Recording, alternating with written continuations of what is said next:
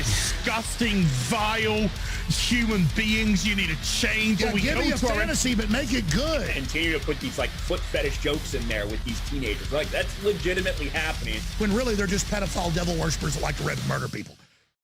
I didn't used to work 7 days a week. I worked 6 days a week. Now I'm working 7 days a week because the war against humanity is now.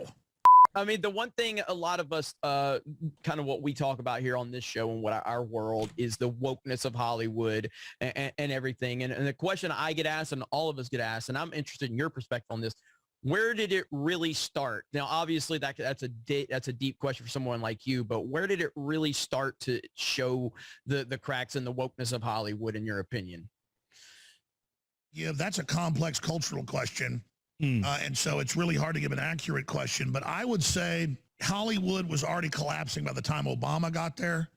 And then he was sold as like a Hollywood commodity to bring humanity together, save everybody, and Americans wanted to really, stop racism. And then when he became a divider and a manipulator, and people saw Hollywood pushing him, it began to really crumble. And then when you have the internet, you know what killed Hollywood is the internet, because and mainline television. I remember a Joe Rogan bit. I'm not trying to just riff on Joe Rogan, but like back in 1999, I'm sitting there in Austin watching him at the Cap City Comedy Club, and he said, do you know what is going to kill TV and movies and everything? He said, I predict by the year 2020, we're not going to be flying around on silver jetpacks and stuff. He goes, I predict by the year 2020, you'll basically, mainline TV in Hollywood will be dead and everything will be the internet or a facsimile of that. And that's totally true. So it's the internet and all these choices in Hollywood and big tech and legacy dinosaur media. They all were like, oh, no one will care about that. We'll still control it. We'll get some talent out of it like minor leagues, but we'll still be the dominant force. But instead, the rawness, the visceralness, the choice of it, the full spectrum of it, of humanity really just wanting common people and normal people and regular people. And a lot of it's been hideous. Some of it's been wonderful. It's been everything in a full spectrum of a billion colors and ideas. That is something that once people taste it, you can't put the genie back in the bottle. You can't put the toothpaste back in the tube. You can't get the cows or the horses to come back in the barn. They're gone. Then with Netflix and with Amazon and all these channels flooding bad productions, flooding bad actors, flooding wokeness, as soon as Hollywood began to realize 5-6 years ago they were losing control, a day late, a dollar short, then they go, okay, weaponize it and divide and conquer them and make them tune into it because it's political and hateful. But then that drove more people away. And so, okay, we'll take over late night comedy, take over the nightly shows, take over sports, take over the kids' school.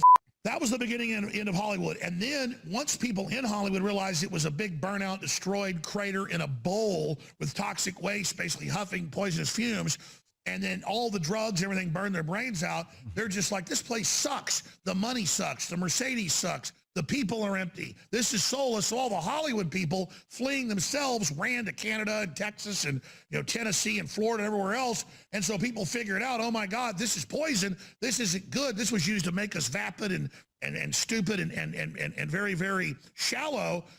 It didn't just die. It became like a negative commodity, like a rotting corpse in your living room. And now it's this reanimated, stinking zombie walking around crapping on itself. And now its own tech people are like, we're going to spy on everybody's iPhones and their photos. And they're looking at ours and they're making us give them our iPhone. And my boss told me about my naked wife and my camera roll. Well, wait, I thought I was supposed to be the ruling class. I was supposed to be the movie star. And now they all realize it's empty, total crap. And it's not just a zero. Hollywood is a negative, like trash you've got to pay to get rid of. So as soon as their image machine and as soon as they being in love with themselves finally died, it was dangerous because that was their identity. Now they went, well, screw it. We have these battle plans to deindustrialize or release a bioweapon and start killing everybody. We never really went along with this, but actually, since they don't love us anymore, and since we can't mesmerize them, let's just wreck everything and bring them down with us. That's it. Part of why Hollywood, to bounce off what Alex is saying, Hollywood felt like they could control culture before with these movies. And, I mean, like Friends, the TV show, everyone had the same freaking haircut as Ross. And everyone had the same haircut as Jennifer Aniston.